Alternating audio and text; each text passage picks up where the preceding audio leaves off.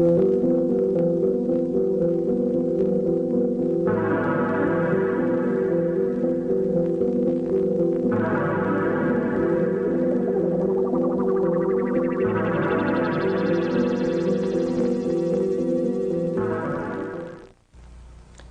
my name is Jim Arabito, and I'm a Seventh-day Adventist layman.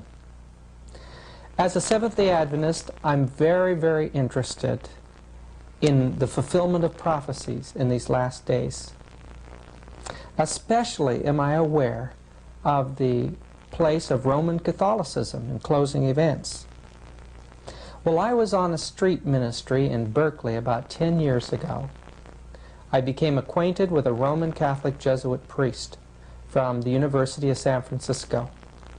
I asked him in one of our conversations, "Have you read The Great Controversy?"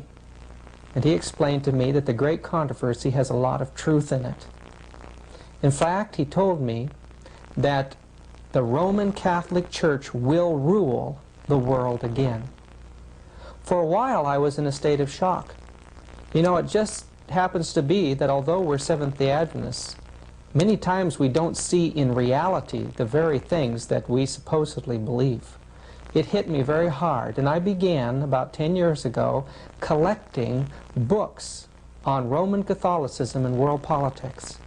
You know, we as Adventists expect somehow to see all these events take place out in the open. But you know, I found that that is not what Revelation 17 tells us. Revelation 17, verse 3 says this, "So he carried me away in the Spirit into the wilderness, and I saw a woman sit upon a scarlet-colored beast." Well, the scarlet-colored beast is all the political powers that are going to pull together to destroy the commandments of God. The woman riding on that beast is Roman Catholicism and fundamental Christianity. John describes these things as taking place in the wilderness. Now, in reading Revelation chapter 12, we know that when the primitive church fled persecution, she went into the wilderness. And in Great Controversy, page 55, Ellen White tells us that the wilderness is a symbol that represents obscurity and seclusion. This means that at the end of time, Roman Catholicism is working in secret with the rulers of this world in an effort to control the world, to take it over. And I believe that time is right upon us.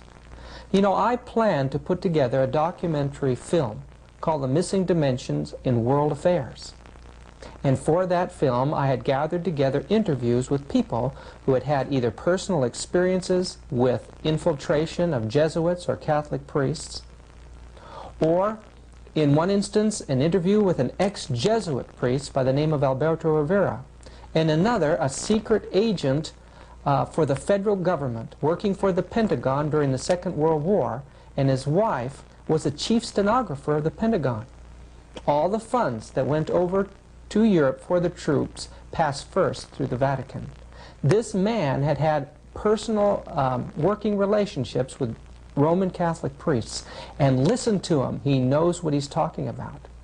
I had to stop my plans to do this documentary and decide to just get these things before you right now. The Jesuit priests have been infiltrating every institution, and they're ready now for a takeover. I want you to pay close attention to this first person that we're going to interview. He's an ex-Jesuit priest, and he tells you about the infiltration by the Jesuits. Especially I work in dealing with the infiltration of churches and religious institutions as well as government. That cover a tremendous number of institutions. And the purpose of that infiltration was what for? Well, the purpose is what the Roman Catholic system has all the time as her own purpose, is to infiltrate, to penetrate all the areas of life where the Roman Catholic can have control and access for the coming world government. What that means is, in preparation for that world government, the Roman Catholic institution, especially since the establishment of the Jesuit order in 1541, throughout all these 500 years, they've been in preparation, and through infiltration and penetration of every level of society in order to take over the world politically and religiously. There are two doctrines that define very well these dangerous goal of the Roman Catholic institution. Two doctrines define this very well. One is called the doctrine of the apostolic succession, and that is dealing with the papacy. And the other is the doctrine, the temporal power, and that is dealing with world government. Of course, both, because you can see that even the Pope and his own individual office, he meet those requirements. He is not only the head of his church, as he called himself, John Paul II, the present Pope. He said he is the pastor of his church.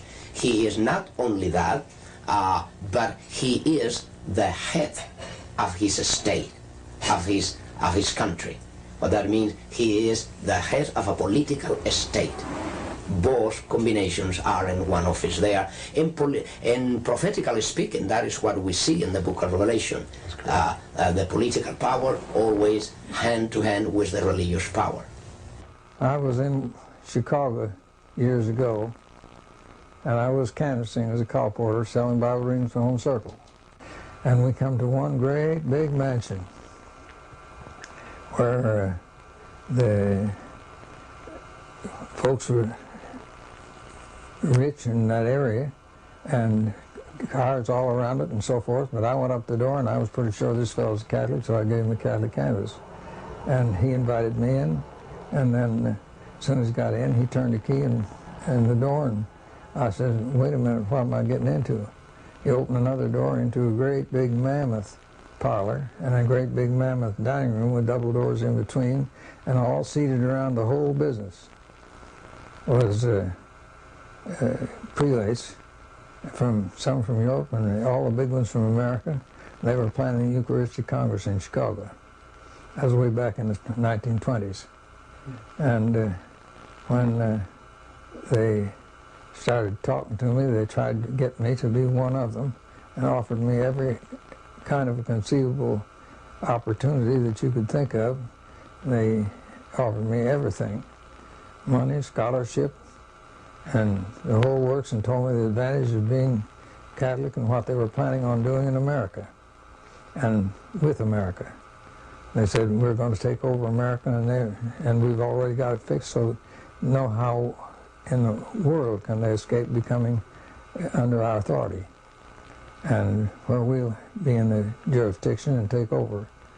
I said, well, how are you going to take over the South? It's predominantly Protestant. It says we're going to seed the South with Catholic families, and then when they marry into the Protestants, their children will be raised Catholic, and before long we'll have a quarter, then we'll have a third, then we'll have over half, and when we get over half, we've got America. That's one way of doing it. But it says that we've got other ways too. Well, I says, supposing all this was known, and the people, Protestants, knew this, he said, if they knew what we were planning on doing, there'd be bloodshed in 24 hours, and lots of them in 48. I said, are you prepared to take over in case that happens? He said, yes, we have our standing armies.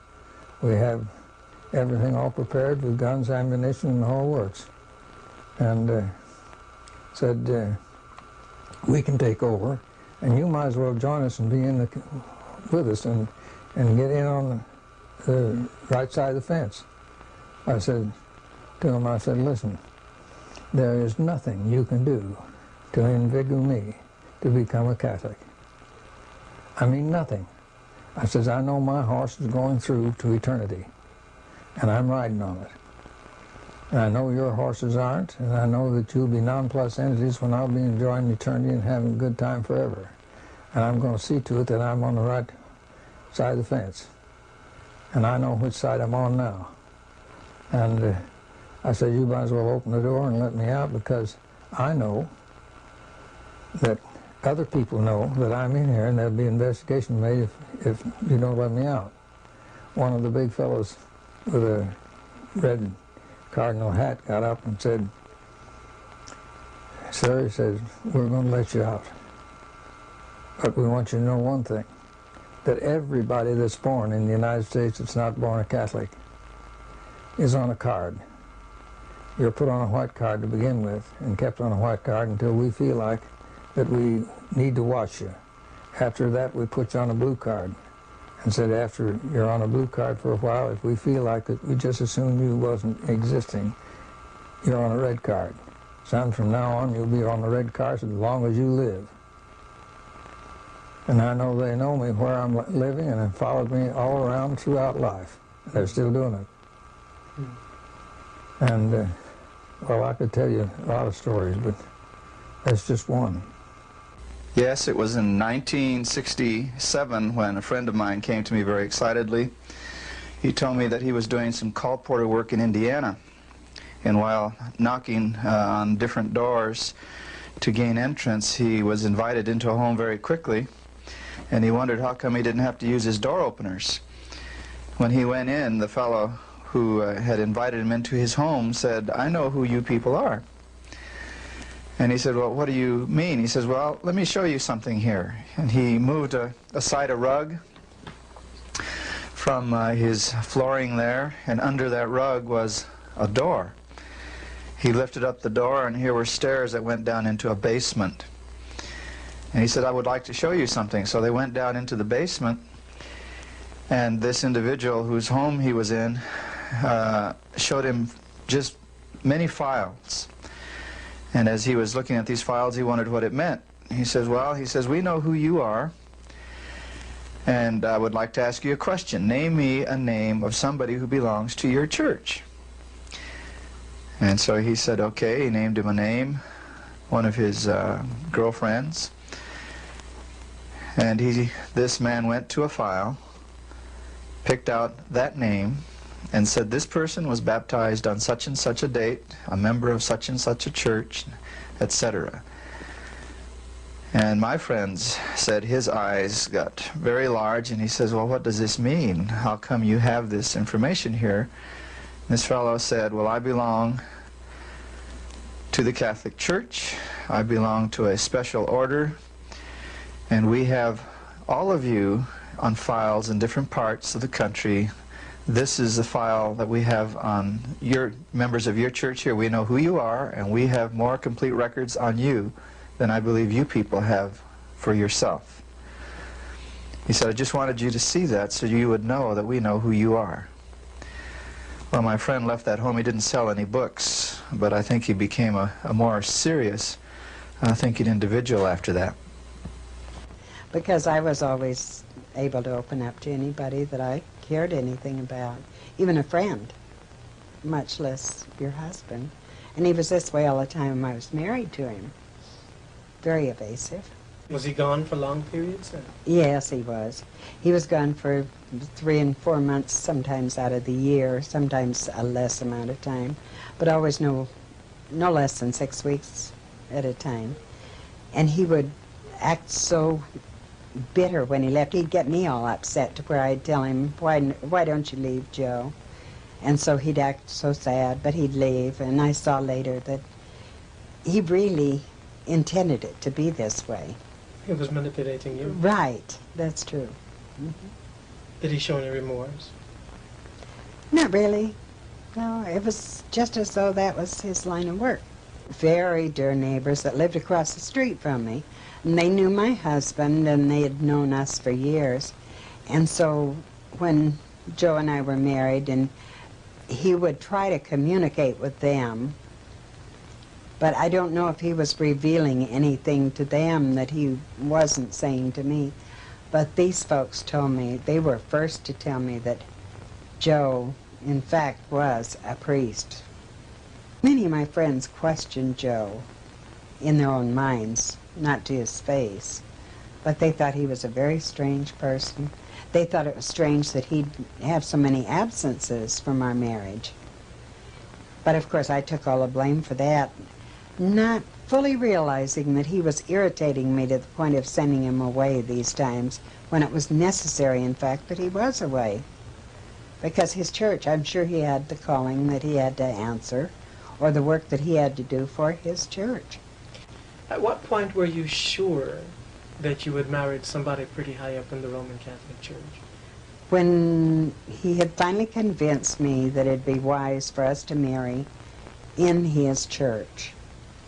And I had belonged to the Seventh-day Adventist Church, or I guess I hadn't yet been baptized into the Seventh-day Adventist Church, but I felt that it probably would be smart to marry him in the Catholic Church.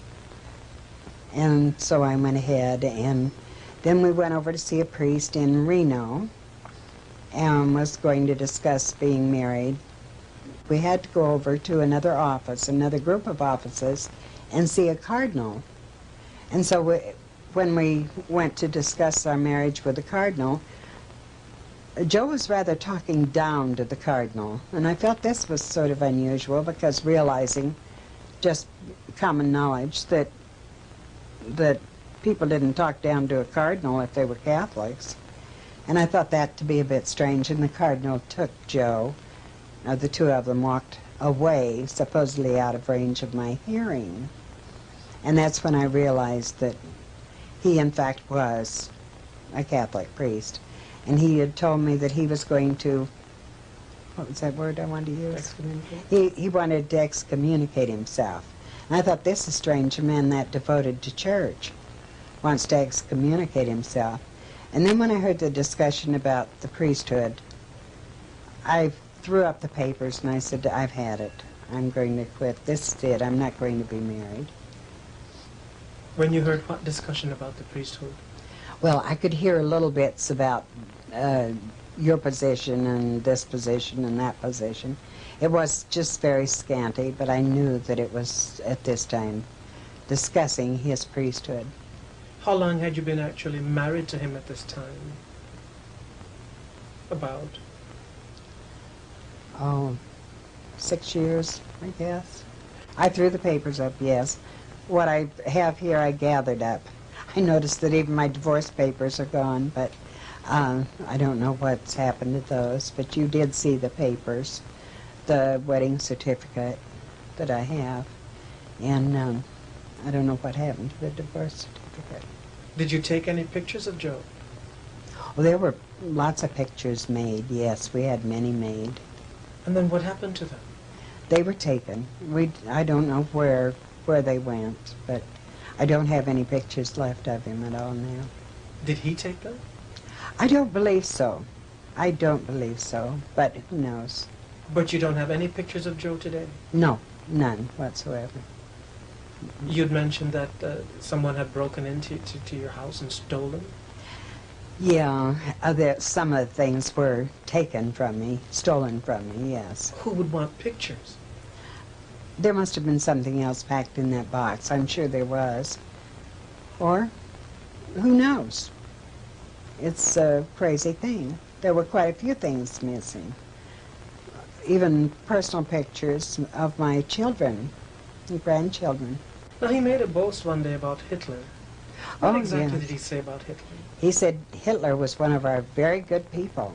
Hitler and Mussolini, he said, you know, were good Catholics. And he said also the mafia.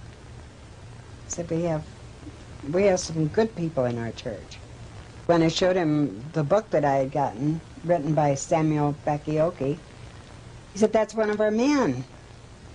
And so he said, notice where it was published. And he turned right away to the area in the front of the book where it tells you published in Rome. And he pointed that out very carefully to me. Are you telling me that in the same breath that he mentioned Hitler and Mussolini, that he mentioned Samuel Bakioki? I'm not sure of that. I'm really not sure of that. I don't know that that was at the same time. How did you feel when he said that? Did you think he was kidding you? Yeah, I thought he was jesting a lot of the times, and I would question him about it.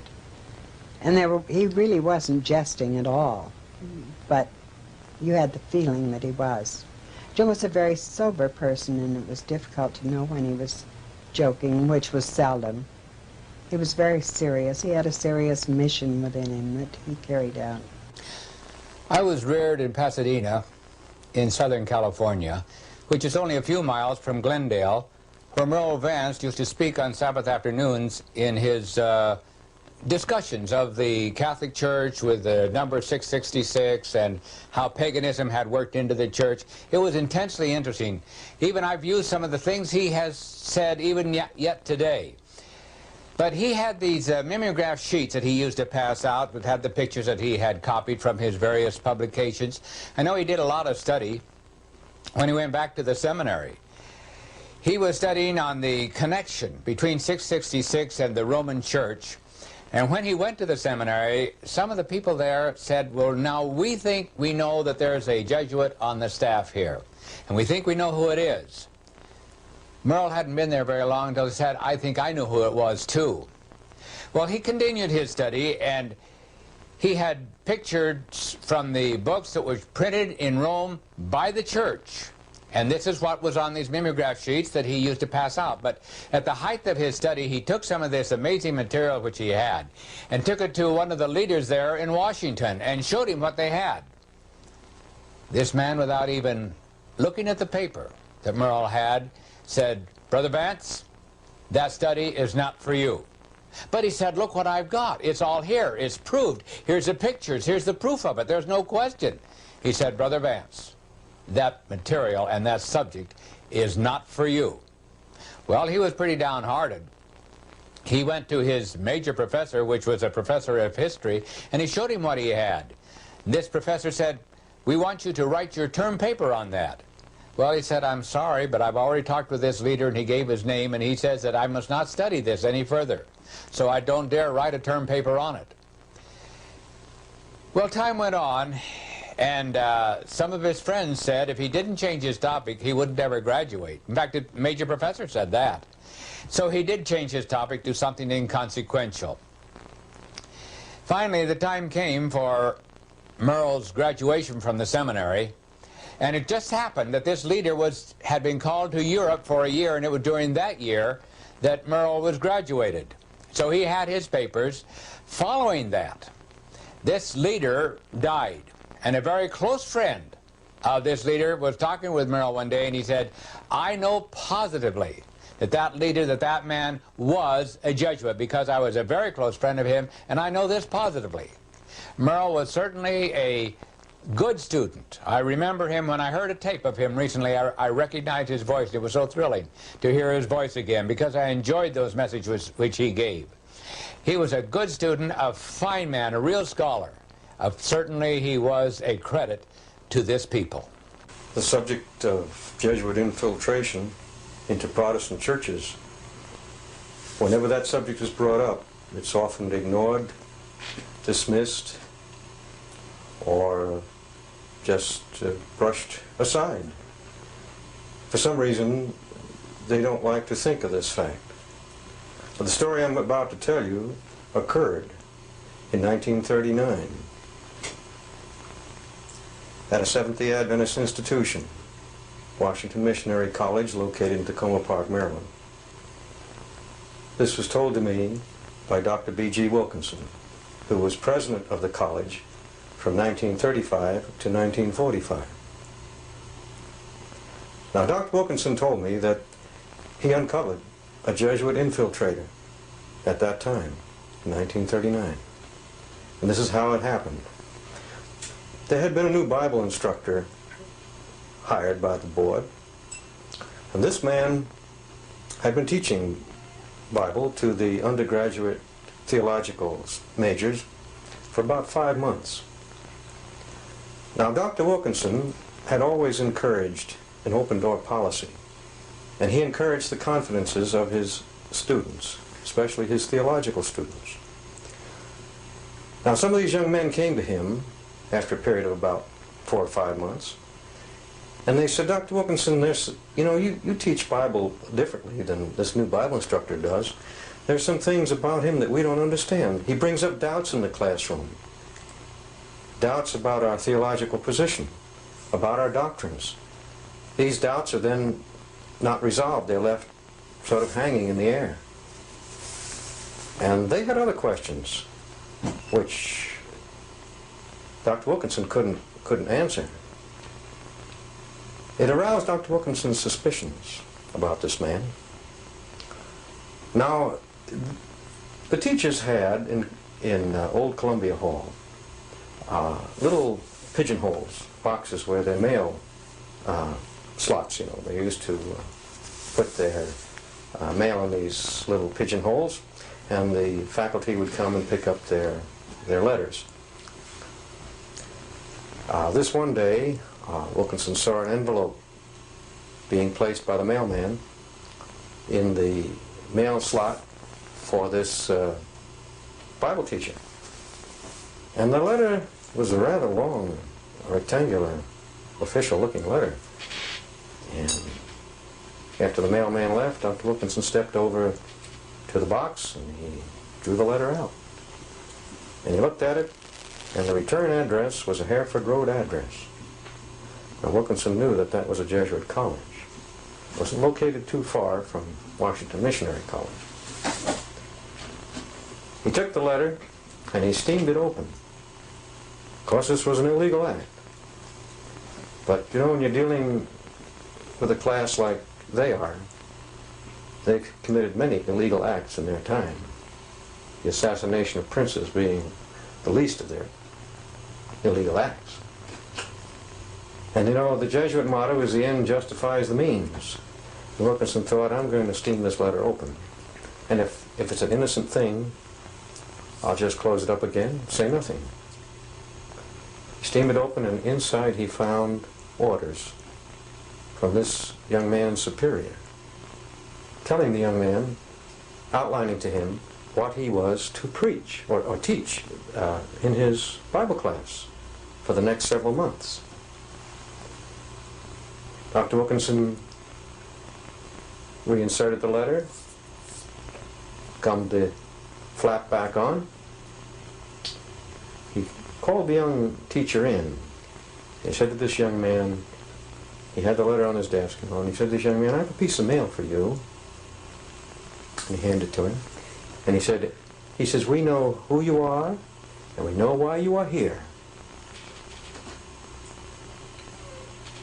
You are a Jesuit. Are you not? The young man looked across the desk at Dr. Wilkinson. He picked up his mail, turned on his heel, and walked out. And that was the last they ever saw of this man. He never even stopped to pick up his pay. But he cleared off of that campus the very same hour. When I was in detective work in Washington, D.C. during World War II, I was going home to Alexandria, Virginia from Washington, D.C., and when I got to the mall, there was two scholars, and they were sticking up their fingers for a ride. I said, I'll just pick them up and put them in the back seat and see what I can find out from them.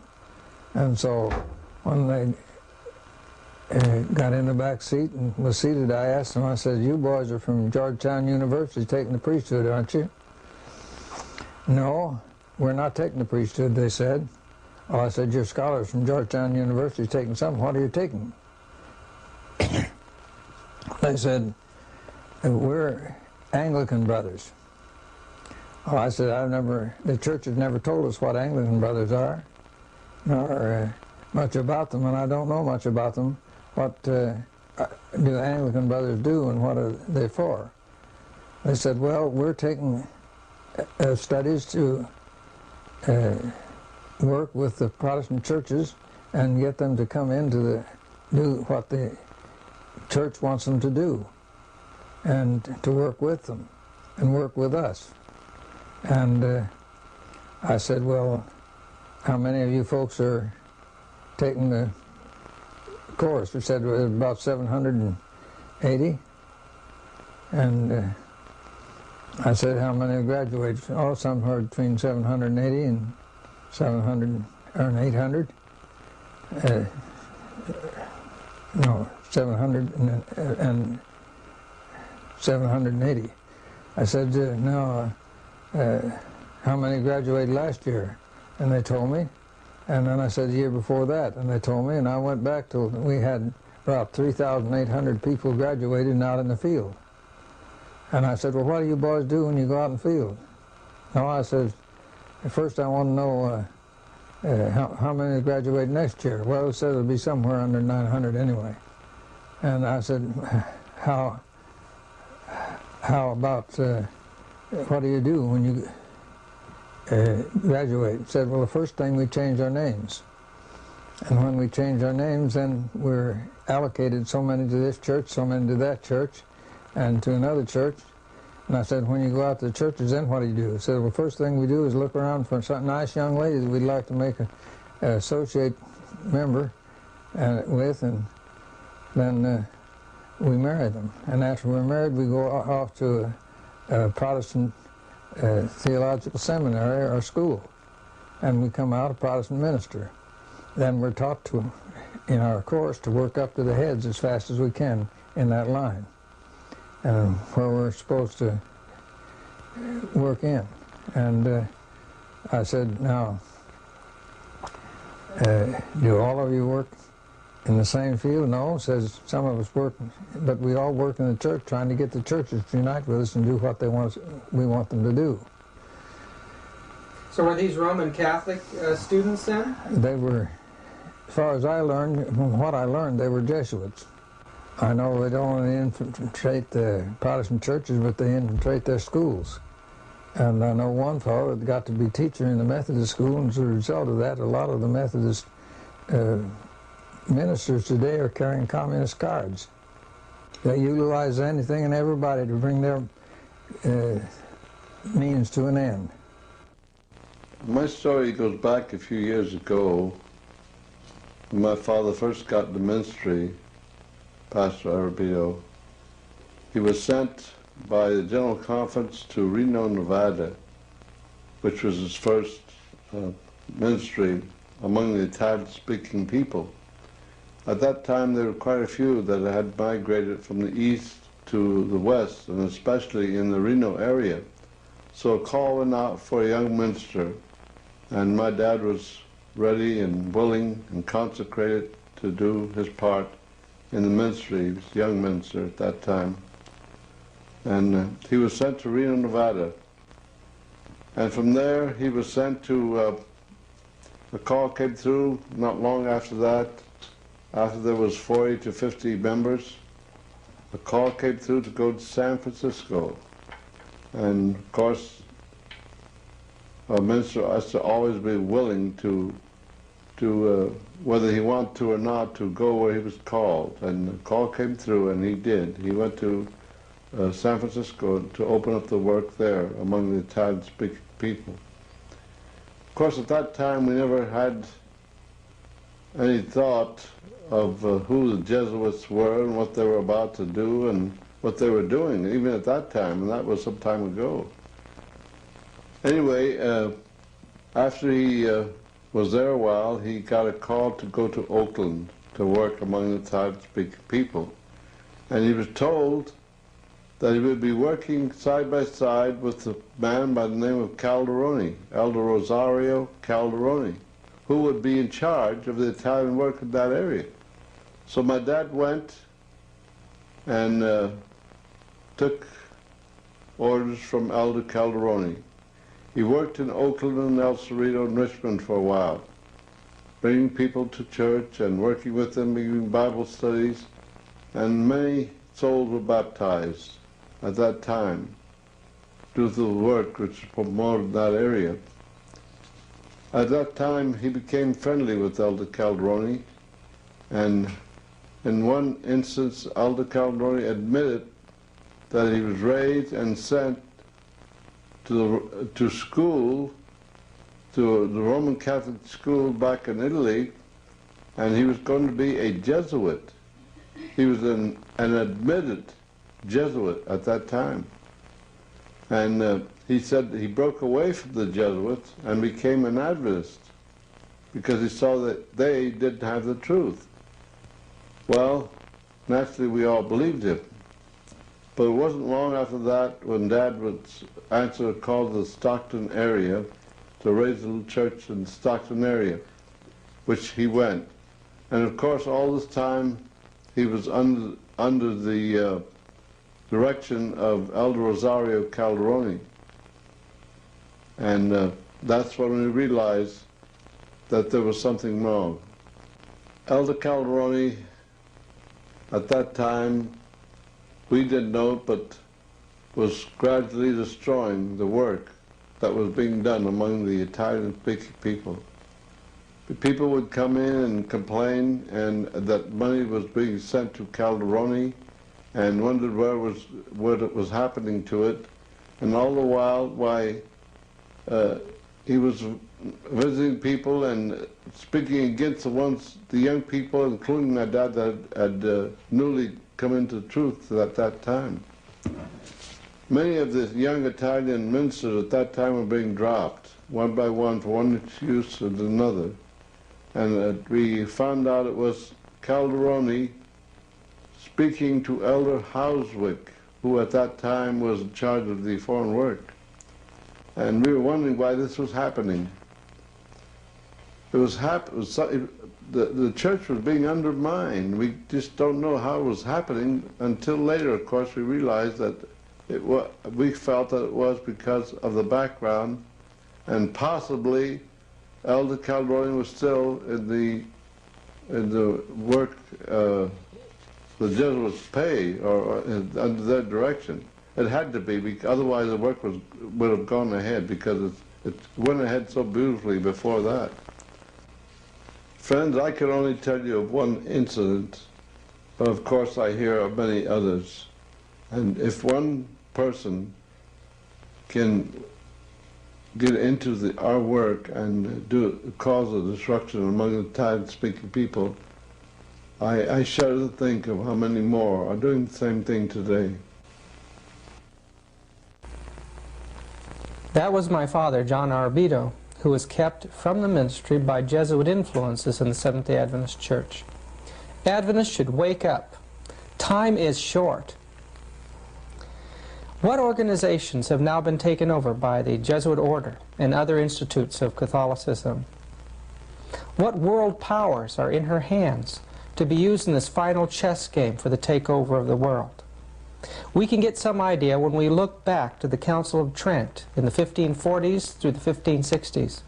At that time, and during those years, we find vows that were taken by these secret orders to take over the education of the Protestants, take over their schools, take over their churches, especially to destroy the Protestant Bible by creating many translations, destroy the monarchies of Europe, destroy nationalism, to use astronomy and astrology to create new calendars that would eventually transfer the sanctity from Sabbath or Saturday to Sunday. Their goal was to take over the business world, internationalism. They were to take over banking, to take over Judaism and the movement of Zionism, to create political strife and chaos and all of these things for one end, that Catholicism should rule. Listen.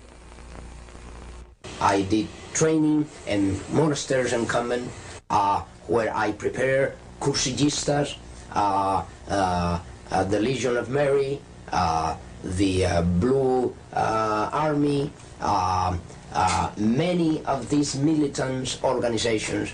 I train and prepare how they can become Baptists, how they can become Adventists, how they can become Methodists, how they can become Presbyterian, how they can become Pentecostal, and all these areas where they must infiltrate any area. You bring up one of the other questions I have, might as well ask it now, particularly the Blue Army. Is that in some way connected with the Fatima? That's correct. Is yes. that to protect it, or that they are the army that creates the greatest promotion of that cult, yes. of that satanic cult yes, here in the United States. In every country the Roman Catholicism displayed this promotion to the so-called Virgin. There is not even Mary, the Mary that we know in the Gospel, but a distortion of that really, truly Mary of the Gospel. They display to different militant organizations the promotional need for certain saint or virgin, whatever. And the Blue Army is the greatest promoters of the call to Mary here in the United States. The Opus Dei is another arm of the Jesuits. What that means, you have Masons, you have Illuminatis, you have the New Age movement, you have the Trilateral Commission, you have the Club of Rome, you have so many others. There are in different areas working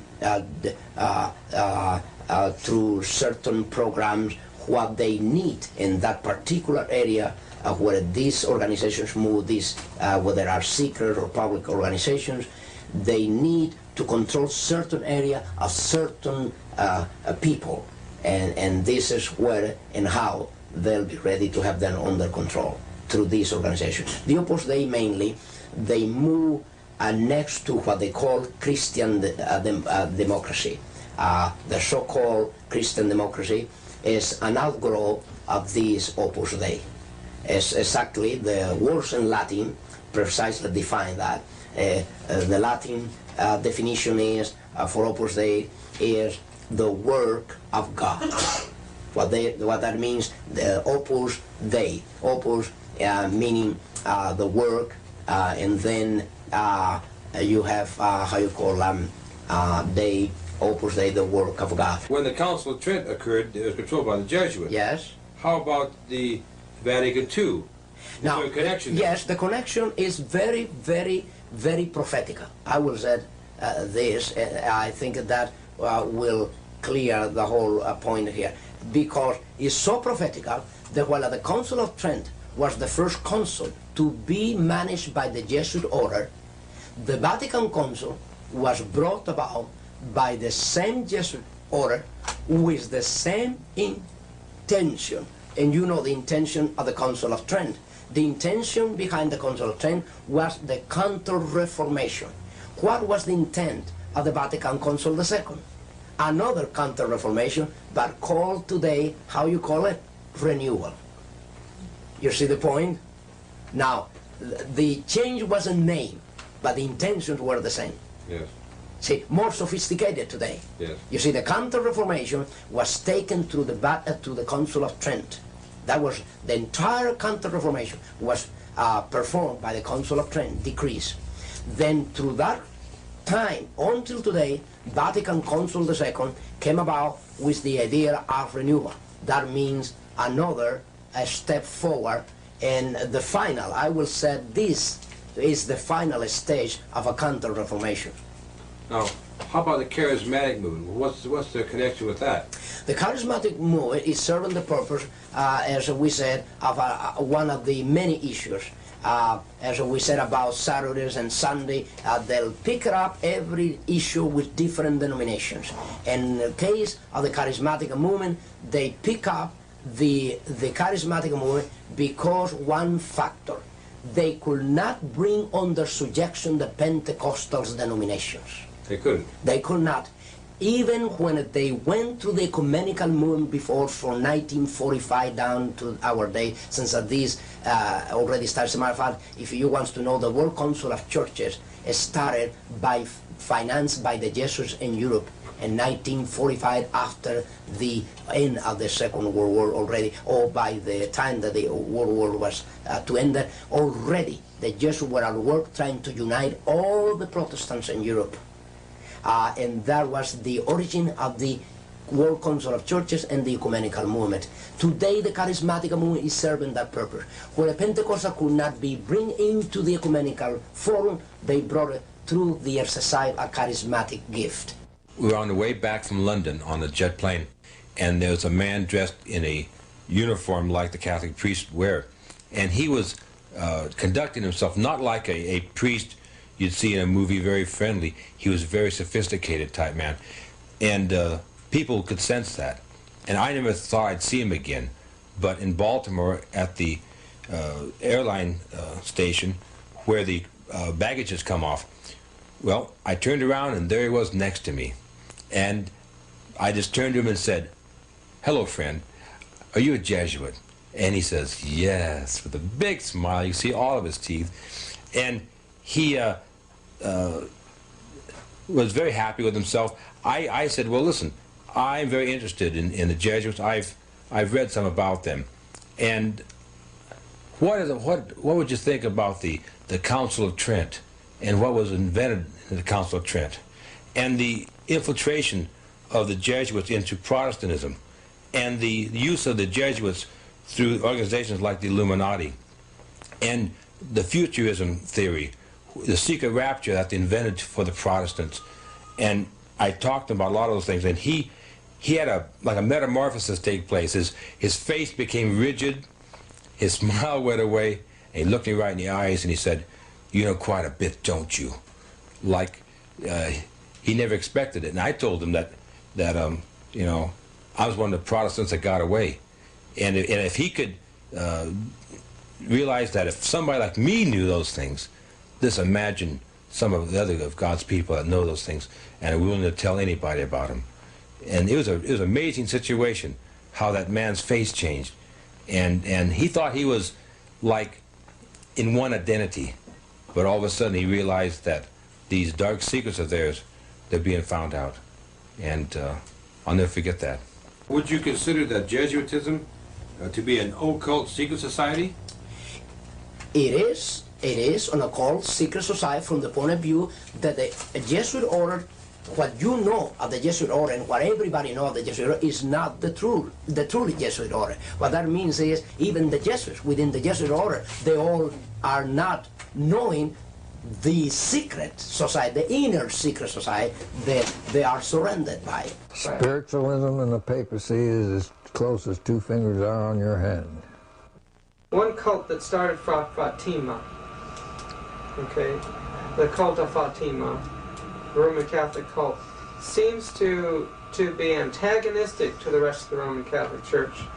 Seems that they believe that the Pope that's in now is an antichrist. The whole thing is that Satan gets as many people as he can on his side, and by starting something else up, he can get more. Oh, I see. And he starts first one thing and then another. That's why he's got so many churches and so many cults and so many this and so many that. What he can't get one person on, he gets them on another. And the biggest thing that he gets most people on is TV. Satan has all kinds of organizations. But the Catholic Church is his one biggest, most extensive organization that there is in the world. Yeah.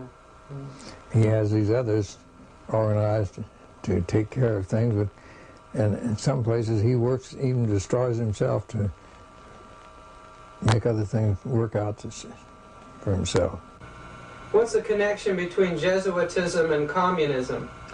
Well, that's a long story, but really, communism was really started by the Catholic Church, and the Pope himself is allied with them and a communist himself.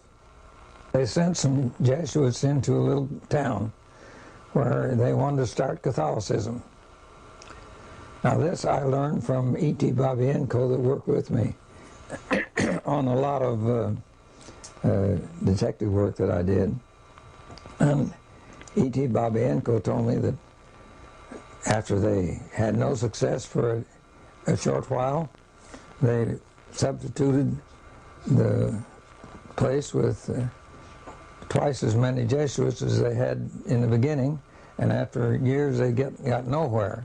So they said the only way in the big meetings in the Vatican, where the headmen all meet, they said the only way we'll ever get anywhere in putting Catholicism in Russia is to take away the children from the parents and do away with the Greek Orthodox Church by training the children otherwise.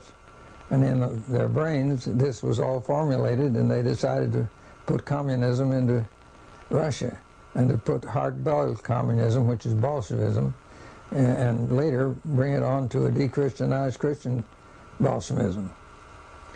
So the connection between Zionistic Judaism and communism then is, would you say that's a fraudulent story? Yes, to some extent, and yet they use the Jews wherever they can. So the Roman Catholic Church utilizes Judaism. They utilize anything and everybody to bring their means to an end. So these writers that point to the international Jewish conspiracy, drawing from historical material that appears to see the Jewish involvement in all this, may very well be part of the Catholic ploy to take the heat off of themselves? Yes, and that's absolutely the truth. And have you ever heard tell of this book that the Zionism taken over? Protocols. Elders of Zion. Yes. I have one of the books. They're hard to get. I can get them if necessary for anybody. But I have ways and means of getting them. It takes me a little while to get them. And when you get them, you better keep them to yourself. But here's the thing. When the Zionists got all that underneath, the Catholics got a hold of some of this material in these books. And now, what do you think that Hitler did away with all the Jews for? Is to get rid of the heads and the ones that would promote this Zionism. And they're doing what the Zionists proposed to do.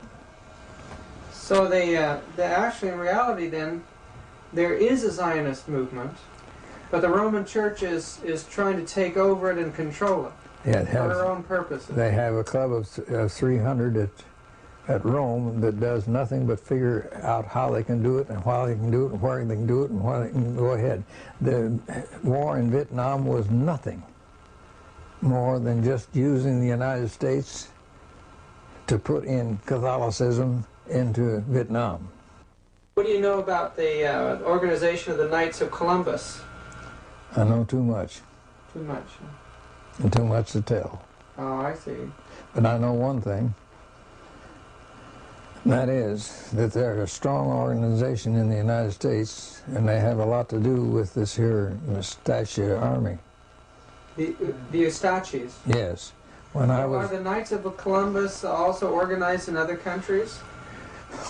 You bet your life they are. Or were they financing the Ustachis of Serbia? Wherever there is in other countries, they're organized. Wherever the Catholics are in force, they're organized. Well, is the Knights of Columbus an extension of the Jesuit order? Well, but into secular society? They all work and with together. They're dovetailed. Do you know anything about the connection between Roman Catholicism and Masonry? They're tied in together. Would you say Roman Catholicism actually manipulates and controls Masonry? They've got to the place where they're in control of a lot of things, and they have a lot to do with Masonry. You know, one of the heads of Masonry, at the head of things, is a Catholic. One night he told you that they run our church. Tell us about that. His people run our church, he said. Who were his people? The Catholic Church. The Catholic Church run all churches. He said that to you? Yes, yes. And specifically that the Catholic Church runs the Seventh-day Adventist Church? Well, very much like that. I don't recall exactly the way it was worded. This is the impression that I got from what he had said, the statement that he had made. We. He always, whenever he said we, that was the church and he. He always included himself as the church. From Jeannie's testimony about her marriage to a Catholic priest agent, we get a sense of the tremendous confidence that the Roman Catholic Church has now in her position of dominating the nations and its institutions. Very soon we're going to be locked into a period of terrible persecution, and there'll be many martyrs among the faithful Christians. Listen to the words of Revelation 17, verse 6. "And I saw the woman drunken with the blood of saints and with the blood of the martyrs of Jesus." She is uniting with the rulers of the world. Listen, in verse 12, "And the 10 horns which thou sawest are 10 kings, which have received no kingdom as yet, but receive power as kings 1 hour with the beast."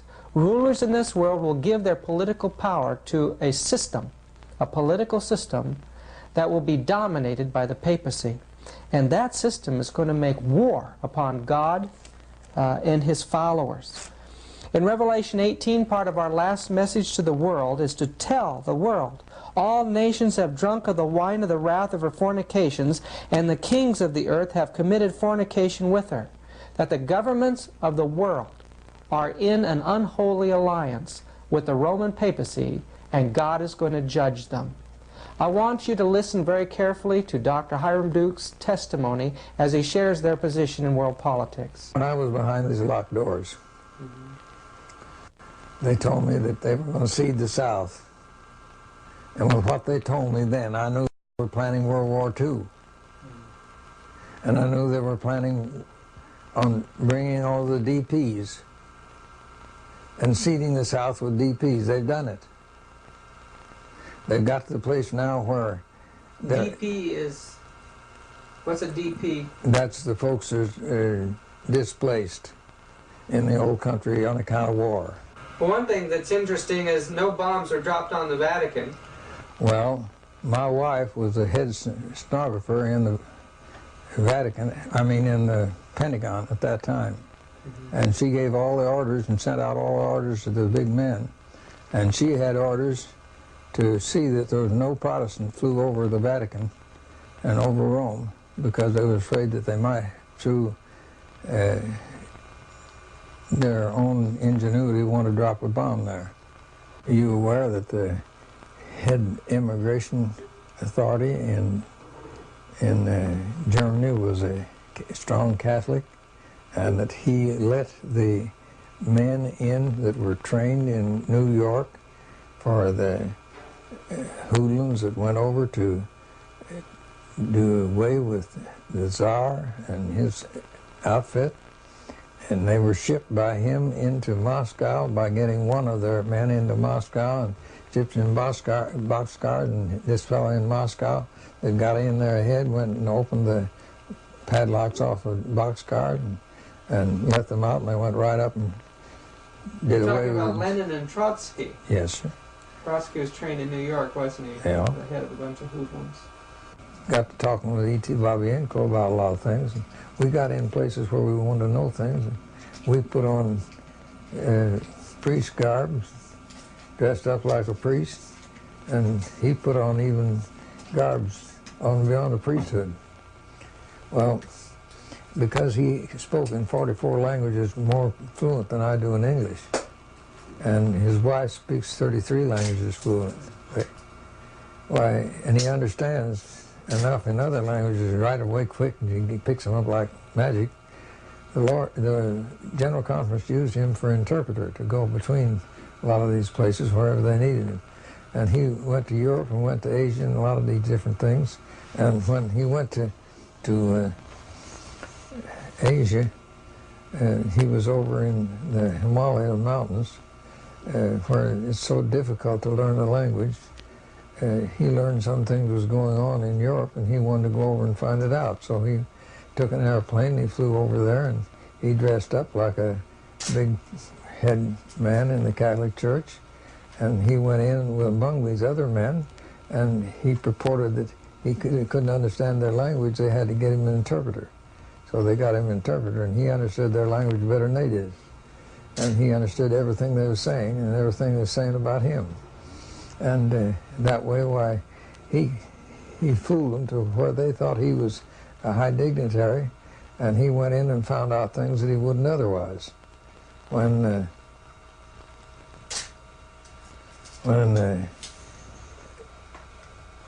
he found out when he went to Europe that they were planning on getting rid of the Greek Orthodox Catholic Church. And one reason they tried with the Illuminati tried to put a bank in Russia, and they couldn't get the bank in Russia because the fact that the Tsar was too smart for them. And so they said, well, the only thing we can do is do away with the Tsar. And what years was this? well, this was way back in the time of before the World War I.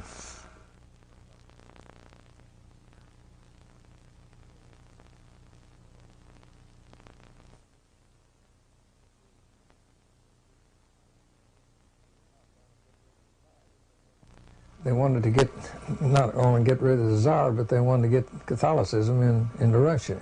And they were trying this before they tried to get the money bank in there. And when they sent, I think it was 1,000 Jesuits into Russia, most of them are centered around a little country town and a little place in Russia. And they tried it for over a year and they didn't make any headway. So they sent twice as many more in that area, and then they didn't get anywhere. And so they called a big meeting over in Rome of all the head folks from all over the world, and they planned on what they could do, and they found out that the best thing they could do was to get rid of the parents taking care of their children, to educate the children, and that way, if they took the children away from the parents, that they could control and get Catholicism in there later. So they put in hard-shelled Bolshevik communism, and they thought, well, we'll annul that and get a choice in that way later on, and put in a de-Christianized Christian communism. And they planned all this ahead. And he learned this. When he got this information, and they found out that they'd done this already, and that they'd taken the children away so that they could imbibe communism into the children and take them away do away with the Greek Orthodox Catholic Church. And then they could control and later get things into Russia, and control Russia. And they'd do away with the Tsar and the government and the whole works. And then they planned on doing it in World War I. They dined, wined, and educated 300 hoodlums in New York to do all this, and to go over and take over the Tsar and take over Russia, and put this Bolshevism in Russia. Well, when they got it all ready, they had already gotten their man. The first president that they really put in was Woodrow Wilson, and they had gotten him in office, and so they told Woodrow Wilson, you tell England if she don't let those men in the ship that you've captured go on into France and things going through, that we won't bring the United States in and won't do anything for you, and you'll be out of luck.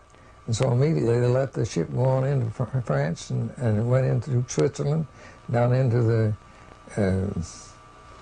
dark forest, and the head man of migration was Catholic, and he loaded one of them on the train and got him into Moscow through one crook or another. And then when he got him into Moscow, he loaded the rest of the 300 with all their guns, ammunition, and money, $20 million in gold, in boxcars, and sent them in there. When they got there, this fellow that was in Moscow opened up the boxcars that they were sent to him, and out they come and went right straight up and took the Tsar over, and they were scared for a long time that they weren't going to make the grade, but they did. And communism was in Russia. Now, after they got that all done, then this fellow decided there's something going on, and I'd like to know a little more about some of these things. So a little later, he went over to a new part of the Balkan states, and went in dressed up the same as he did before. And he found out that they'd called the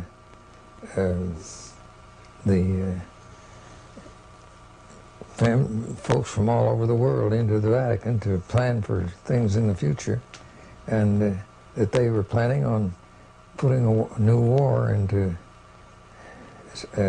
Second World War, and that they planned and put Hitler in to do it. And he found out the reasons it was all done and why they had it when they did have was that the young folks in Germany were falling for Bolshevism and communism, and the young folks in the Catholic Church in Italy were doing the same.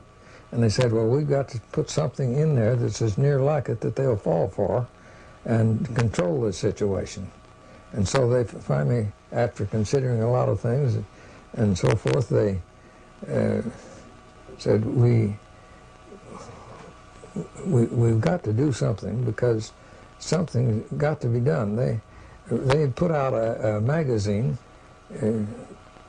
among these young folks to stop them from turning Bolshevik and communist oriented, and it was so bad that they decided that they'd have to do something, because Russia put out another magazine that told that way back before this they had controlled another country with the same kind of government, and it was in such and such books and such libraries in Europe, and they printed what was in the books and in these magazines. It had such a percussion that they said, we've got to do something else, we've got to control the situation.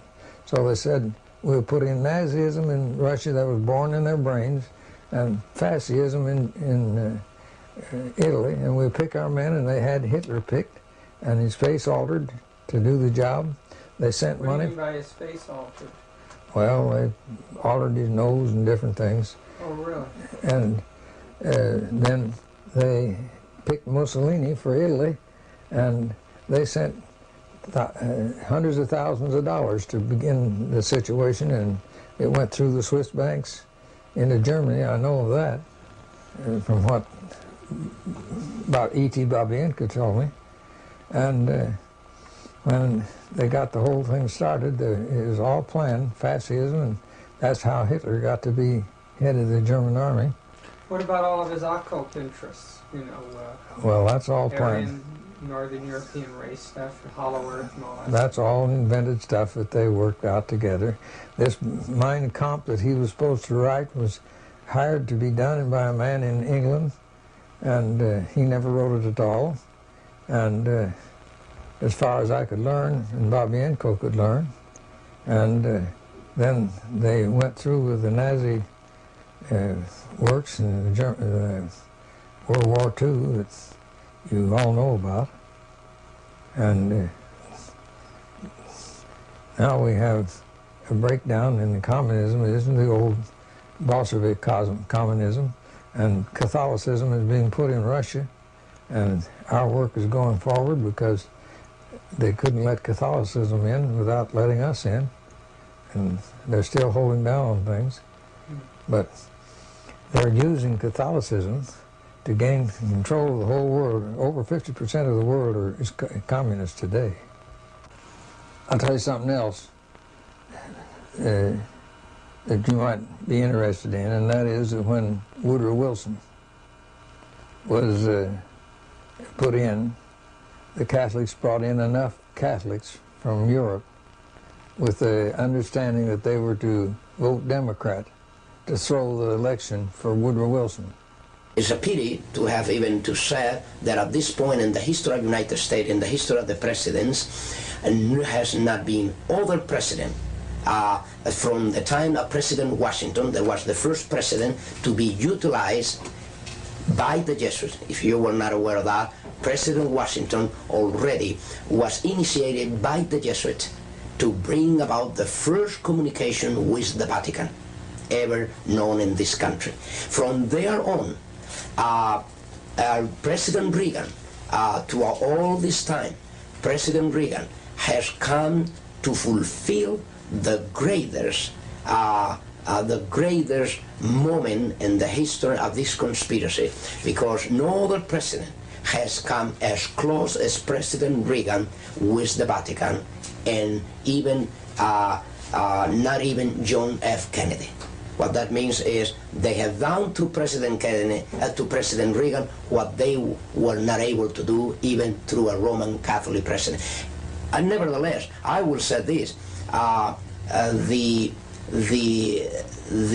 religious belief of President Kennedy is nothing more, nothing else than another expression of Catholicism. Perhaps I need to clear this. Roman Catholicism is not only the Roman Catholicism. Roman Catholicism is still, and it has been at work outside the Roman Catholic system. What that means, there are many daughters of the Roman Catholic system outside the Roman Catholic system. And as there are many daughters, these daughters have children, and of course President Reagan fit within that picture.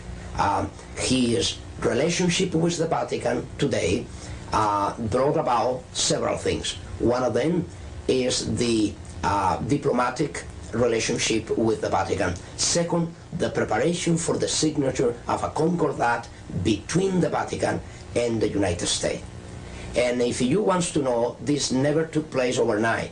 President Reagan was prepared and is here for the task that is performing today as President of the United States by the Jesuits of Rome, and the time that he served as a star in a movie that was very well known and still being shown today, a very old movie about the football team of Notre Dame. New Rockney. That's correct. This is the time that the first contact was made by the Jesuits with Reagan. Jesuits, under the stream of an induction, they were not directly to be involved. They only were the elements, the intellectual element that will prepare this. The case of Abraham Lincoln.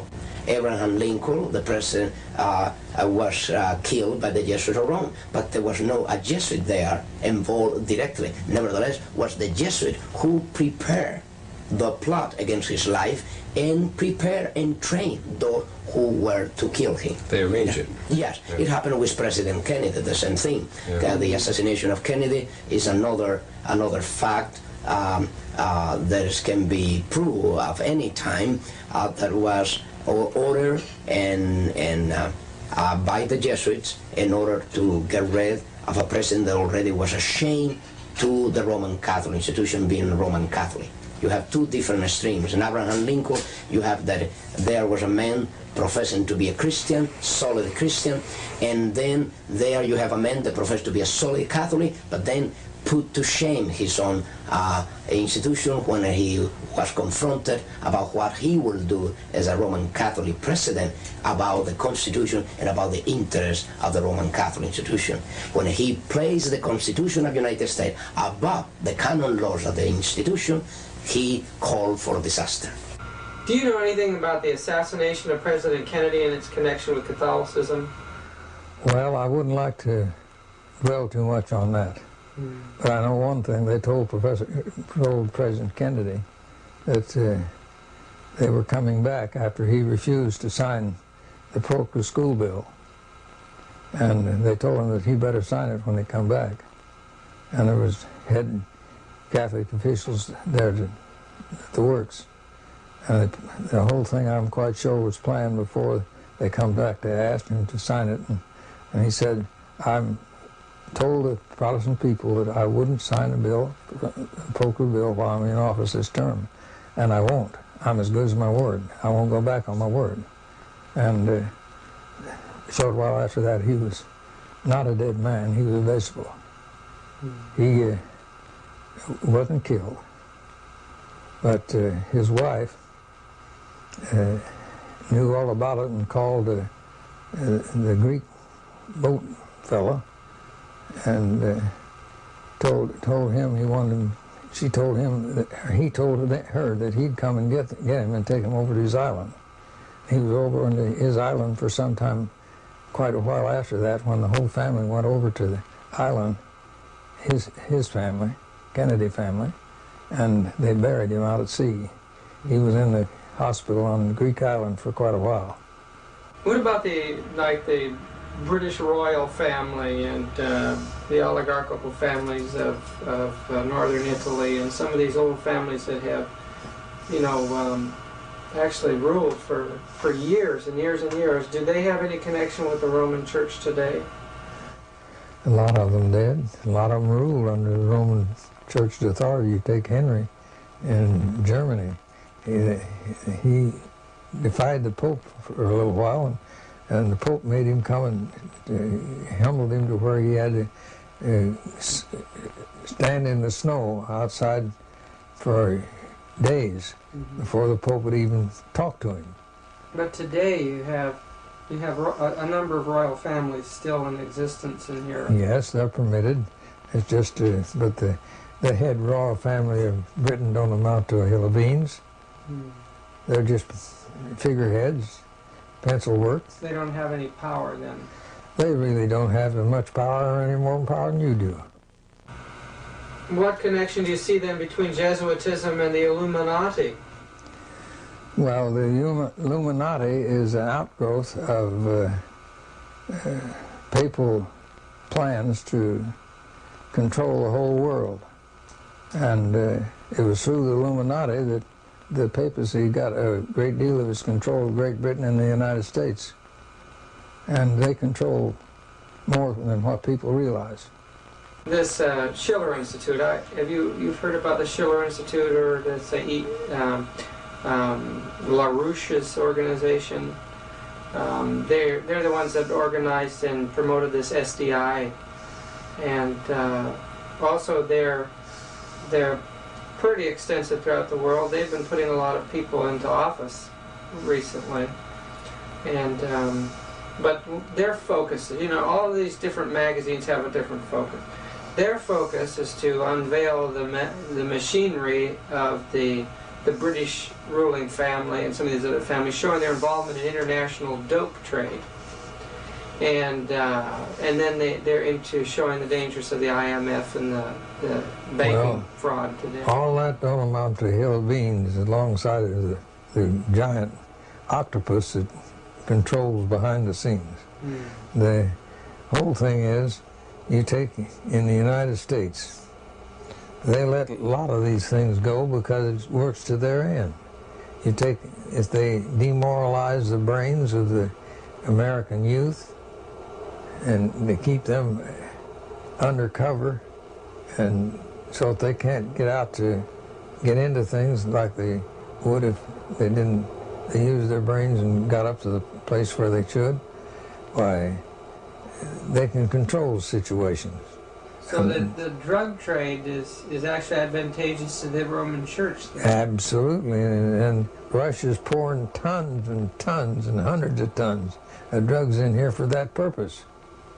Their final goal, they have goals just like anybody has goals, and they have the final goal to take over this whole world and control of the whole world and everybody in it and have them in slavery underneath them.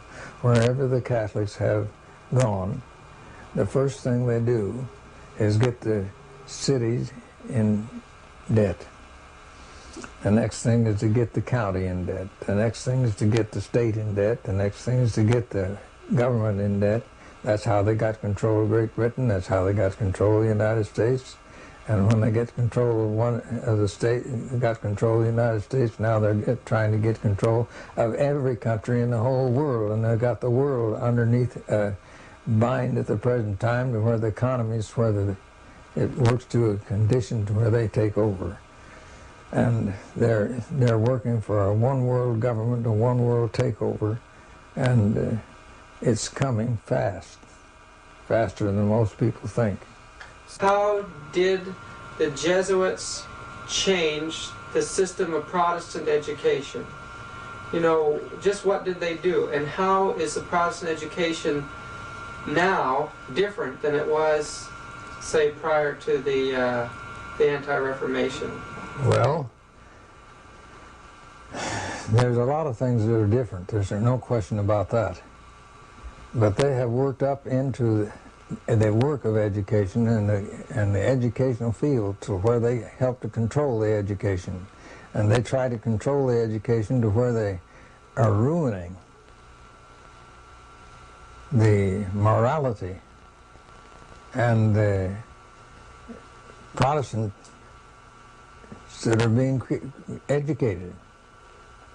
Why would they aim against morality? Isn't the Roman Catholic Church a Christian church, and wouldn't they want to teach morality? They want to get rid of the other Protestants, and they'll do anything that is up to their ability to do away with it. Let me tell you where the Knights of Columbus has done and performed a tremendous job in the United States in education, in public education. The authors of the chaotic situation of the public schools in the United States has been and are the Knights of Columbus in the United States. The Protestant churches never, at any time, used the theory of this here, what do you call it, in my mind, rapture theory. It's a pure Catholic theory, and when the Jesuits got into the churches as ministers and teachers, they started teaching the rapture theory to the Protestant churches, and now the Protestant churches are all wrapped up in the rapture theory and teaching the rapture theory. What value is it to the Roman Catholics for Protestants to teach the rapture theory? It does away with the sanctuary service in heaven and its work that's going on now according to the Holy Scriptures. How does the Roman Catholic Church fit into this rapture theory? Well, it came about as a result of Luther teaching that the Pope was the Antichrist, and to get away from the teaching of the Pope being the Antichrist, they decided to try to get some other theory to outdo it or overcome it.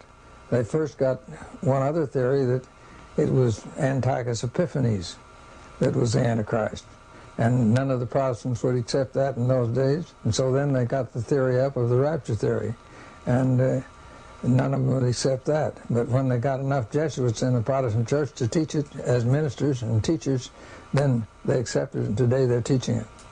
What about the work of Alcazar and Rivera? Now these were two Jesuits that are starting already way back early, and before the 1600 already. Rivera and Alcazar were already commissioned to penetrate, since the infiltration was very difficult in the days through the Reformation. They can spot an infiltrator very easily in those days because the struggle was face to face with the Vatican. Then Roman Catholics and the Inquisitors, they have a hard time trying to infiltrate the Christian churches, even in Spain, where it was underground completely. They have a hard, difficult time, and there was a very fearful thing to infiltrate. Then nevertheless, they did it. They did infiltrate, and this is how they find many Christians worshiping the Lord in underground places. Now, through infiltration. But in these cases, they were not commissioned under the stream of an induction, as I was, under the stream of an induction. Rivera and Alcázar, they were to work, and then later Lacunza. There is more, but I will mention these three, the most important ones, in dealing with one special area, prophecy.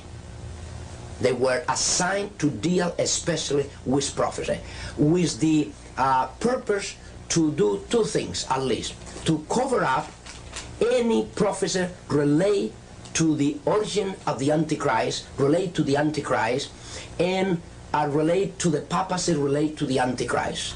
And second, to cover up any idea that the Roman Catholic institution was never a Christian church, as I pointed out before. What that means is to make possible in Bible commentaries and church history that the Roman Catholic institution always will appear as a Christian church, fall in apostasy, and then need a renewal. And need a renewal. That was the idea that Rivera, Alcázar, and Lacunza tried to trace. Among other things, they tried to implement the idea that most of the prophecies of the book of Revelations were already fulfilled by the time of Nero. Yeah. What that means is that don't worry about prophecies today, don't worry about the Antichrist, don't worry about a one-world government, don't worry about nothing like that. Yes, that's correct. Walter Martin has been and confessed by him. As a matter of fact, I could mention that I have a debate already with Mr. Martin. I have already a debate with Mr. Gary Metz, and I took them both by surprise. I took Mr. Gary Metz on radio by surprise. I not only persuade him, I force him to answer these accusations and these slanders. And then I took immediately Mr. Walter Martin and Anaheim. And both gentlemen, they were not looking really to meet with me. They were trying to avoid, if it were all possible, that confrontation that I did have with both. We have tapes of these confrontations and these debates. And then Mr. Walter Martin, he himself, even so that I knew his name and the list of very confident persons by the Jesuit order. What that means is that the Jesuit order will have a list made up in United States of people as well as institutions that are worth trusting. And Mr. Walter Martin, I even mentioned to him in this confrontation with him that his name was listed in that list. What did he say? And he said to me, well, I don't know why my name is there. I said, you should know. He should know. Yes. I said, you should know. As a matter of fact, why Mr. Walter Martin, 25 years ago, he even wrote about the cult to Mary, a book about Mary, and 25 years after, he have a list, as a matter of fact, that I have with me, a list of cults where he lists the most dangerous cults, and all who in the list of his most dangerous cults are Christian Science, Jehovah's Witnesses, Mormons, starting with the Mormons.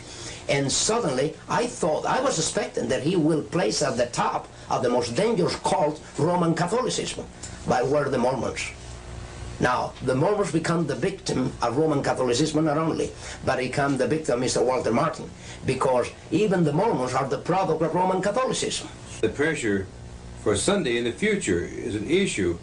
Is that a product of the Jesuits, or what do you know about that? Well, what I know is this, that even the Seventh-day Adventist denomination has been placed under the greatest setup and a real setup of all the history of the denomination. And the proof and evidence is that now the leadership is already in a position where they themselves cannot play the role of Frankenstein no longer, because they're being unveiled, they're being discovered, and their intents and their true intents, in cases where already most of them has been already trained, prepared by Jesuits to be where they are. So, will this Sunday issue seems to be on the president's desk to be signed? The moral majority is pushing for it. The Lord's Day Alliance has pushed for it from its inception. That was one of the reasons it was created. Yes. So in other words, you think that for example, the Adventist leadership are going to fold up? No, that is not true. No. In the how the denomination has been set up and their keeping of the Sabbath is this. The Roman Catholic institution already, and this is why you have Viacoki and some other elements within the denomination, there already has been even honor, I mean, and condecorated by the Vatican concerning their work. And actually, the Roman Catholic institution is preparing the greatest surprise of them all, because it's not going to be even Sunday that they are going to be after. It's going to be Saturday, and you will see why. The reason of this is when already Catholicism already came about with the idea during the Vatican Council II that a Roman Catholic Mass that was only to be performed on Sundays as to be the only valid Mass for Roman Catholic. Even if they go any other day, Saturday, Friday, there was no valid a Mass for their obligations. Now, during the Vatican Council, the second session, suddenly the whole picture changed, and you know what for. The whole picture changed and said, now Saturday Mass is considered to be valid Mass as Sunday Mass. But that means not only that, more than that, Saturday Mass can replace Sunday Mass. But it's the Protestants, yes, not the Jesuits that appear to be pushing for the Sunday, for national Sunday law. Yes, actually, this is to trigger a reaction to really make you for a cover-up. The issue here is not even Saturday, is not even Sunday. The issue here, whether it's Saturday or Sunday, the issue here is the person of the Antichrist. You see, in matters of days, right now, the conflict is being utilized, the struggle between Saturday and Sunday is being utilized more for the benefit of Roman Catholicism than even for the benefit of the Christian Church. And that is how it has been exploited, to the point that already the Vatican approved, listen to this, approved the publication officially of Vaiakoki, see, and dealing with from his book called From Saturday to Sunday. Now, if the Vatican go as far as approving a publication as such, what do you think that is happening? Do you see the point here? Yeah. If the Vatican goes as far, telling an official, a member of the denominational body of the Seventh-day Adventists, I am the author of this book, I'm telling you that you have changed Saturday to Sunday, that you, as a Roman Catholic, you were the one that changed it. I mean, openly saying that there you did this, and the Cardinal said and come and say, oh yes, we agree, we did this, we agree. Now, what are they trying to gain by doing this, by accepting this? What they are trying to gain? They are trying to gain the sympathy, they are trying to gain the life, and they are trying to gain the entire denomination as they have gained the Pentecostal, as they have gained the Protestants through different other issues. Nevertheless, they touch every other issue except the real issue. Through any other issues, like the tongues business, the charismatic gift, you see, they are dealing with their things where nobody can see what is behind. In other words, they cannot openly see any evil because you will see the Vatican as a good, in a good position, a renewal position, say, yes, we recognize that we did wrong, we changed from Saturday to Sunday, and we admit this, and we're going to do something about it. The Vatican Council did it. You see, we are going to incorporate now officially the Mass on the day of Sabbath. You see? Because the Bible's clear. Oh, yes. When they go that far, you can see one thing for sure. Now, there is, in this issue, in my own personal belief of the Scripture, you do not see that the issue in prophecy is one day or the other. The issue in prophecy is more than a day. Is more than a day. The issue in prophecy is who and where is the Antichrist now. Once that the person perceives the reality and the manifestation of this prophecy, they'll know the rest according to the Scripture. But when a person is blind to the reality of who the Pope is, and the Pope is granting every favor to every other denomination, they'll believe that the Pope is not such a bad guy at all, after all. The whole thing is that they don't care what happens to people. Or who wins, as long as they come out. As long as they're out on top. Yeah. And they see to it that they're on top, or it don't begin, or they put an end to it. Now, they have in a short while past said that there's too many of these proselyting people proselyting people from South America in the Catholic Church. And there's too many people leaving the Catholic Church, and we've got to do something to stop it. And we're going to do something to stop it.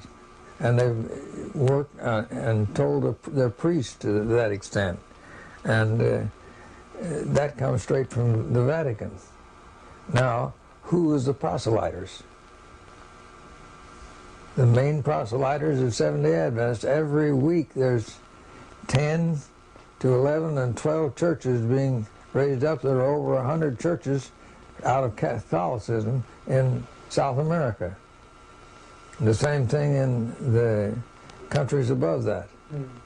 And they said, we've got a plan on doing something about this, and we're going to do it.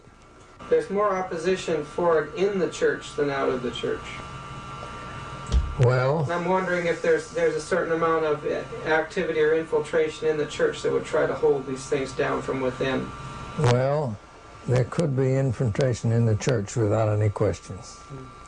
But you can't say there is or there isn't until you know what you're talking about. They're wise as serpents and harmless as doves. And they're maybe a little wiser in some respects than what they were here a few years ago, in the fact that they don't let things out to stir up indignation and get some people started. But there always is somewhere, somehow. Gathering information. Gathering information. There isn't a time when that won't happen. If you want to do some homework throughout the news media, you will find something. As a matter of fact, not only throughout the news media, but you will find something very interesting even throughout film industry. There are a lot of movies has come, and a lot of article has been written up, and a lot of television show has come out, and even movies and TV and through radio, a lot of talk show has come out dealing with the very issues that I have dealt in these 4 parts of my testimony. They did not this before. Before 1979, over all these issues, everybody was quiet. Every other reporter will never inquire about celibacy and the problems of celibacy, about lesbian, about gays within the clergy, about the mafia and the relationship of the bishops and the cardinals with the mafia and the clergy, about the banks, international bank situation with the Vatican bank. Nothing of this was ever dealt with, except when these testimonies went out. Then the news media started dealing, the film industry started dealing with priests that were unfaithful priests, cardinals that were unfaithful cardinals, bishops that were unfaithful bishops. As a matter of fact, even Jesuits within the Jesuit order were sent out immediately to answer to these very issues, to answer in their way. What that means is they went saying from every direction, yes, we recognize there are priests involved with the mafia, there are even bishops. We recognize there are priests that they have broken their celibacy and they have committed a fornication and they're still committing fornication. We recognize it. But you see, the church is another matter. The idea always was to tell the Catholic people, tell the Christian world, yes, these things happen, but this is isolated. This is one priest, a bishop, a cardinal, someone that was unfaithful. But this is not the religion. This is not the system. This is not our belief. This is not our life. This is not our conduct. That is what they pretend to do. You have, among even present Jesuits, Hans Kahn, the German Jesuits, and then you have Malachi Martin. These men under dispensation. Dispensation. What that means, granting them the authority and the power by the Vatican and the Jesuit general to go out and speak against the Pope, speak against the liturgy, speak against the clergy, and they will not suffer excommunion.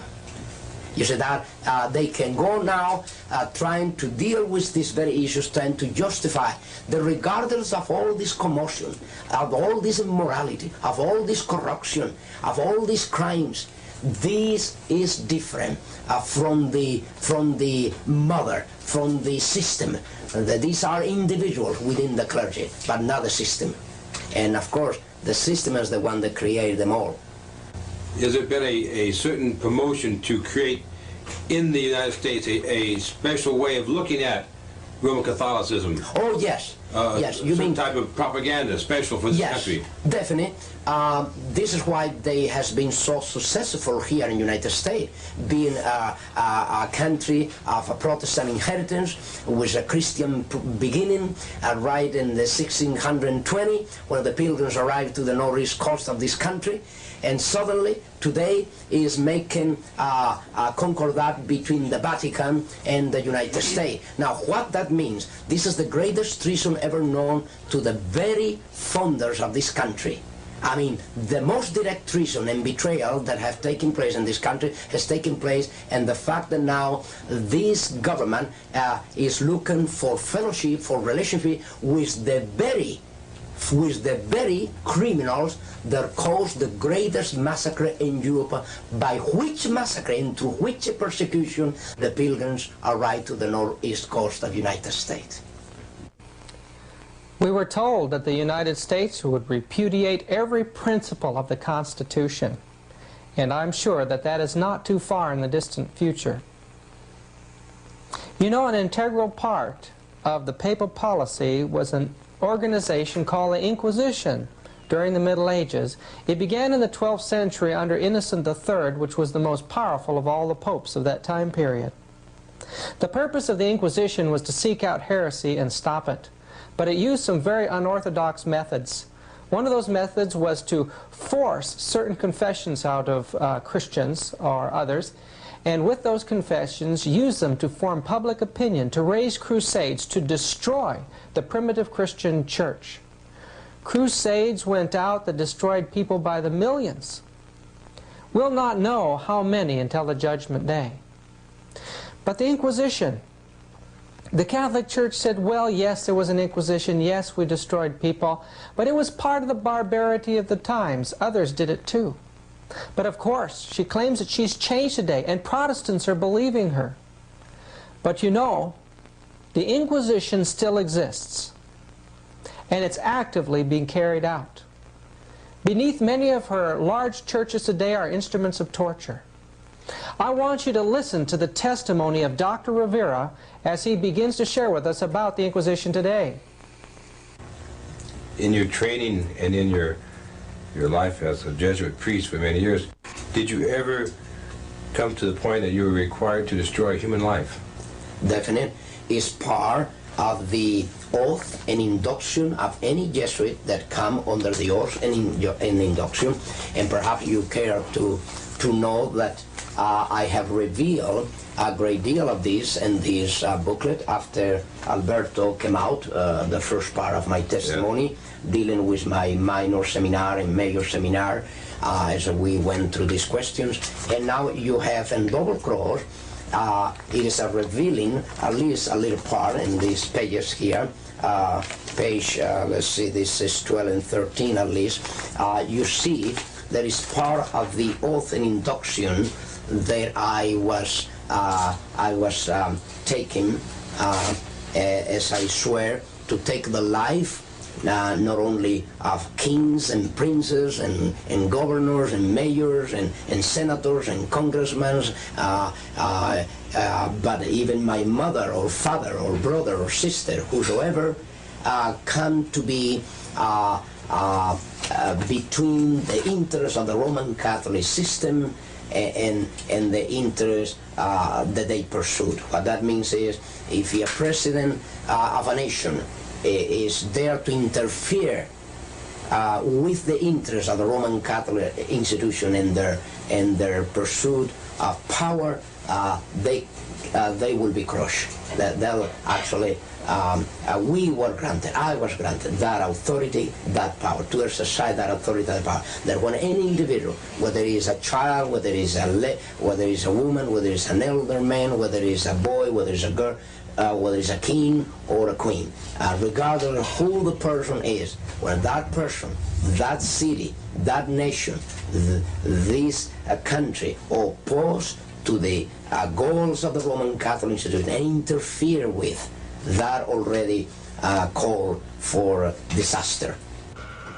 What would you say has happened to the Inquisition? You know, right now we don't see inquisitional tribunals, but we know that the goal of the church is still the same, and the engine of the Inquisition was set up all over the world. What's happened to that particular department of the church? It's still in force in one way or another. He said to this fellow, if you weren't a Catholic, what would you be? He says, the big Monsignor Segura said to him, said, if I wasn't a Catholic, I'd be a Seventh-day Adventist. And he says, Charlie, if I could get out of being a Catholic, I'd be a Seventh-day Adventist tomorrow. Is that right? And he said, Charlie, he says, I advise you, if you can, to be a Seventh-day Adventist and join them. And then just a short while after that, it was a time when in the spring they have Good Friday and they don't eat certain things and meat on certain days. And they were having to go way out in the morning early and leave to their work. And so they had a special concession of the Chinese cafeteria that he was in, or restaurant, that he would come down at 4 o'clock in the morning and fix their lunch and give them what they wanted to eat. And Charlie Hibbard says to him, said, why don't you order yourself up a good beefsteak like I do? You know there's nothing to that. He says, well, he said, I mind to, I will. And while he was ordering up the beefsteak, he says, I don't know, I feel funny about this. And he went ahead and they ate the beefsteak, and he had his half gone when 3 big dignitaries of the Catholic Church marched in to find him and tell him about some of the work that he had to do. And when they left, Charlie Hibbard looked at him and he said to Charlie Hibbard, you don't know what this means to me. He says, I'll catch hell for this. And he says, I used to be the head official that did the punishment for the folks that weren't living up to what they're supposed to. And if you go back to the great big churches in New York, you'll find way down deep in the basement where the corners are cut off like corner cupboards would be. And I was the one that took the people that was sentenced and changed them in that corner, brought 1 brick and 1 trowel of mortar each day and their meal until there was 1 opening for 1 brick. And I put in the last brick and the last trowel of mortar. And behind there's many skeletons. It says, you don't know, Charlie, what this means to me. I was the chief executioner for that deal.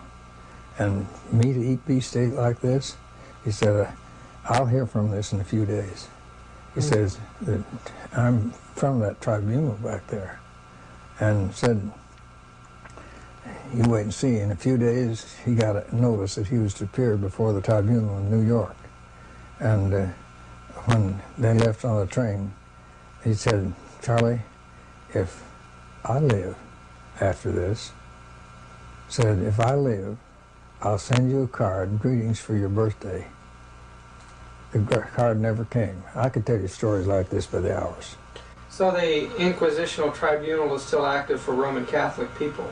It's still active, and it is for people that are not Roman Catholic if they get a chance to, without too much publicity that would damage them, their work and their cause. Now in Mexico they opened up the cloistered convents and turned some of them into museums so tourists can see the torture implements that were used on the nuns.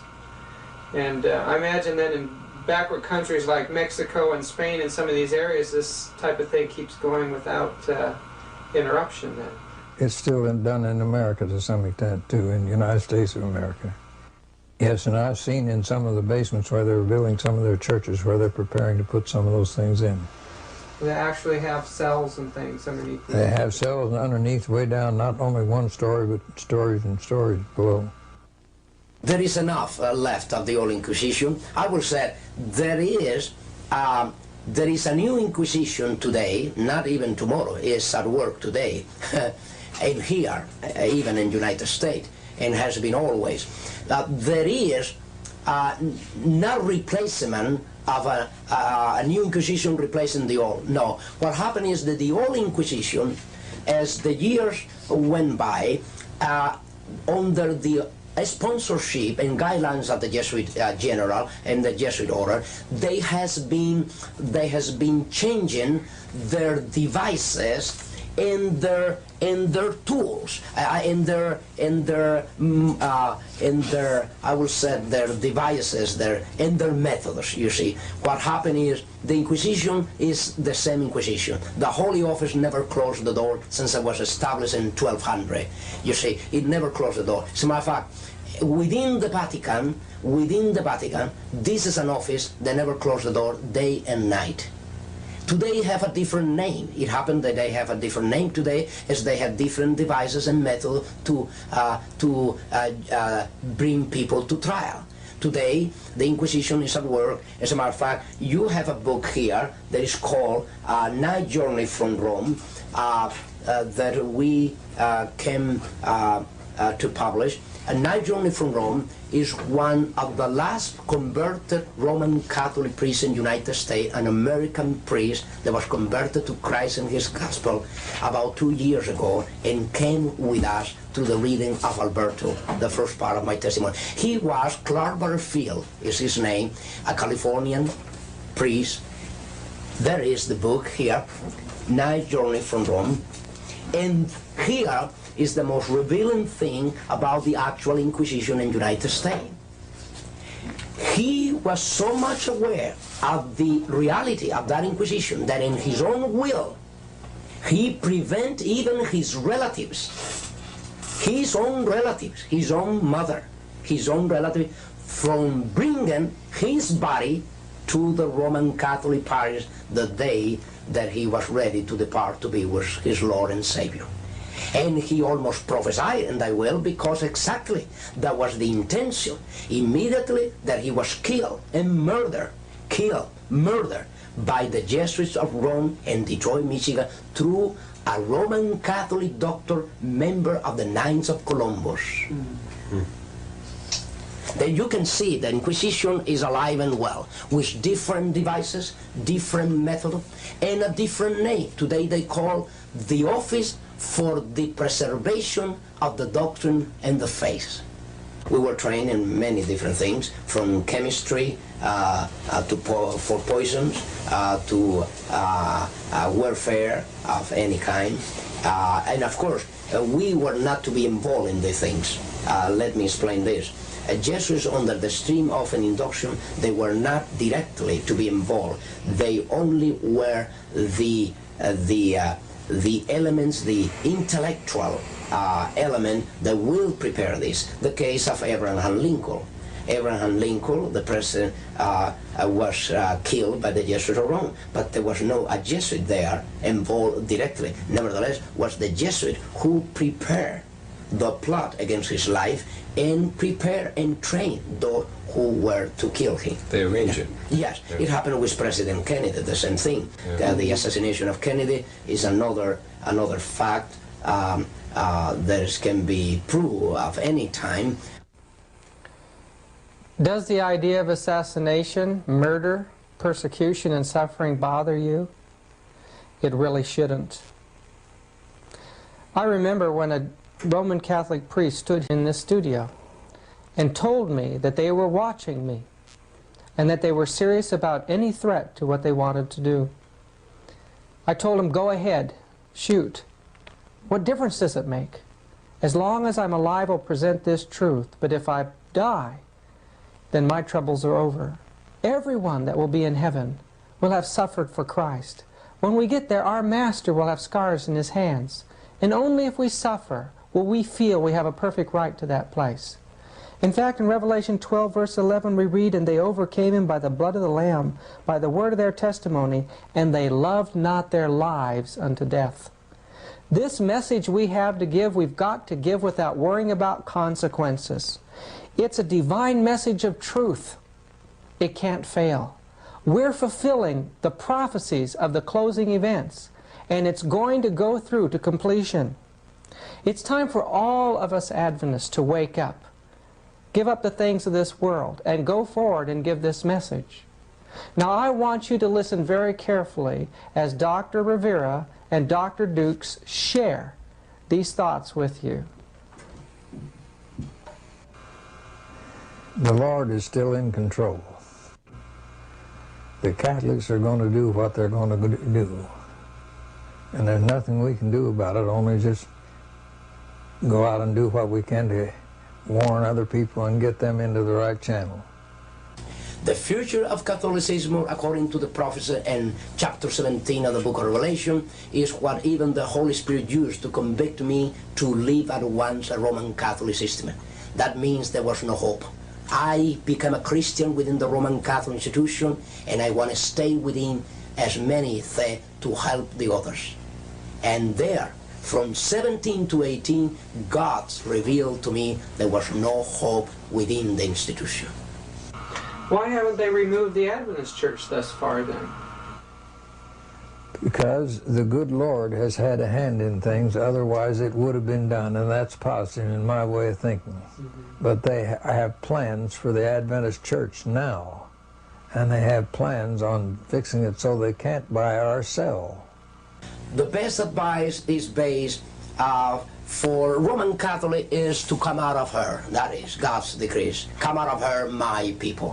For Christians is what the book of Ephesians chapter 5 relate. It said clearly, do not have fellowship with the unfruitful works of darkness. What fellowship?